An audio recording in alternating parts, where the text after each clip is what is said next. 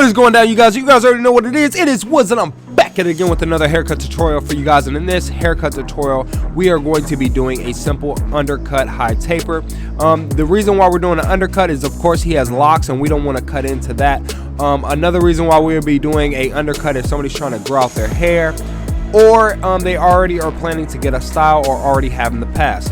So right here we're going in with my one guard, and we're cutting everything down with the grain, ensuring that everything is nice and even, and we are not cutting into the style or the hair that we have already sectioned off, because then that would have been pointless.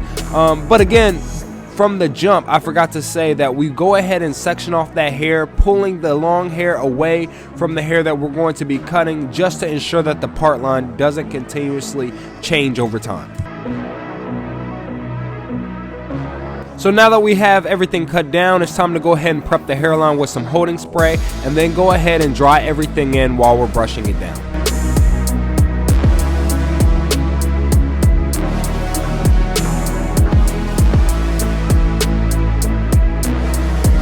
Alright, you guys, while we go ahead and wait on that hairline to go ahead and fully dry and cure, I go ahead and start on this back taper just so I'm not wasting any time. And I'm going ahead and setting in my primary ball guideline, ensuring that I'm giving myself enough room to fade, because we are going to be taking this fade all the way to the part line. But right here I have my lever all the way open, no guard, and I'm setting this guideline about 1 inch to 1.5 inches, just because we have all the room in the world to fade. Right here I have my one guard all the way open with my Andis Masters, and I'm taking this one guard pretty much almost all the way to the top of the part line. The reason why I'm not dragging it all the way up there, which is I wonder what this haircut would have looked like, but my reasoning for this haircut was just so I'm able to have a little bit of a dark ridge, just so it adds another tone to this fade. But right here I'm knocking everything down, I'm closing that lever, went with the grain just to make sure that everything is nice and laid down. But now I go ahead with my lever all the way closed with my one guard on, flicking at that line that we had created with the lever all the way open and the one guard all the way open, and we're basically now blending everything together. But right here I have my lever all the way closed, and it's time to go ahead and nudge straight at that line. After we go ahead and nudge at that line and raise that line a little bit, we go ahead and notch our lever halfway, and we do the same thing, but this time we're going ahead and flicking out, because we're really not trying to use our lever all the way open. But if we have to, like how I did here, just make sure you're not passing the guideline that you had already set with your lever open. Now it's time for that magical guard, that half guard, the guard that brings everything together between that lever open and that one guard. And right here I like to start either open or halfway, flicking out, just trying to get a feel of where I am in this fade and how high I can go with this guard. And then I like to slowly close that lever, and then by the end you should have a completed fade. Alright, you guys, while I'm still waiting on this hairline to fully dry, I go ahead and start on my around the ear line and nape line. This is just so I can go ahead and see what that taper is looking like, and if the taper is looking flawless, we can go ahead and use the clipper that's already in our hands and jump straight to that front line. But when it comes to around the ear, I like to go ahead and use my corners, pull that ear, be confident. You guys see how I'm sticking my finger in this dude's ear and I'm pulling down on it? Guys, you guys cannot be afraid to maneuver and manipulate the skin the way you need to ensure you get the crispiest line. But when it comes to the nape line, guys, I'm basically just playing connect the dots. I'm already basically looking for the darkest spot on the nape line. I go ahead and start lining up and connecting the dots to the around the ear line that I had already completed. And now we're going ahead and clearing up all the hair that is unwanted. But right here I'm gonna pretty much just let you guys watch this part of the line, just so you guys can focus.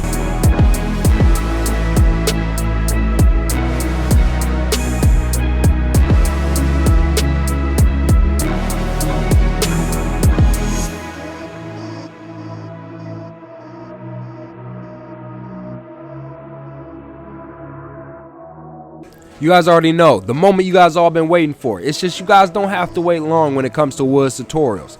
But guys, how I do my line is I like to go ahead and start in the middle, work my way to the highest side of his line, and then when it comes to matching it, you go ahead and cut anything that you need to that will make this line straight, because everything after that is now deemed as a professional pushback, because now you've already completed the highest side and everything after that does not matter.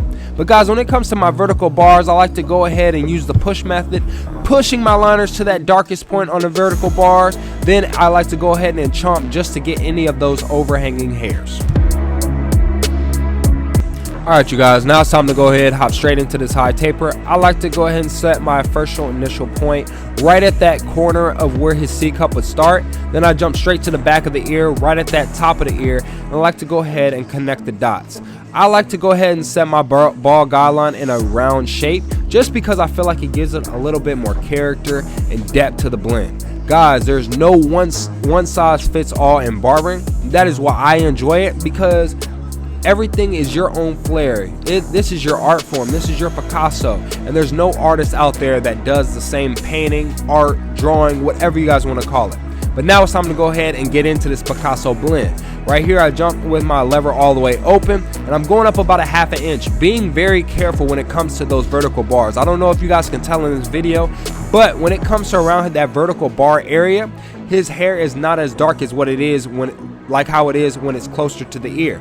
That's why right here you see me with my one guard all the way open, and I'm using 3 teeth, and I'm about to signal to you guys that I'm literally only using 3 teeth because I don't need to use the whole blade. If I use the whole blade, it's going to make that vertical bar even lighter than what it already is. Then we're gonna have to throw enhancements on it just to make it look darker, and then when he goes home, washes that out, it's going to look terrible, and he's probably not gonna come back because it looks terrible. But right here guys, we're going ahead and I'm about all the way closed, and again I'm flicking at that little middle line that we're going to come back over with our half guard. But again, I just want to go ahead and soften it up just so it's easier when I do come back on it. Right here, it's time to take out that ball guideline, and right here I'm all the way closed. I'm nudging at that line. Then you see me right here, boom, I'm already halfway. Nudging at that line again, making sure I'm flicking a little bit more, because again, now we're fading. When I'm all the way closed, I'm really focused on making sure that line comes all the way out, so I'm not flicking as much. But when it comes to that putting that lever halfway, now you're trying to get that line all the way out of there without raising the line. I told you guys, we got to use that magical guard. Even though it's that magical guard, there's no reason to use the full blade because this taper is pretty much blended out. The only part that was really bothering me is where it was closer to that ear, where that around the ear lining is. I just wanted to make sure it was fully blended out. Again guys, I like to go ahead and line up first just to ensure I'm blending into a finished product. I would have never been able to see that the lining was a little bit lighter in that area and how drastic it was, because you guys see on this side I'm able to use more of my full blade just because this side is a little bit more darker and denser, which is perfectly normal as well. Guys, there's no client that's gonna have the perfect canvas, and that's why they're coming to you. They're coming to you to enhance their look, to make the areas that maybe they're not as confident in when it comes to their hair. You're now able to go ahead and enhance the haircut. Like I always say guys, as barbers, we're here to enhance a look, not force it. So again, let your blends come to you and just complement your client's head shape and hair that they already have.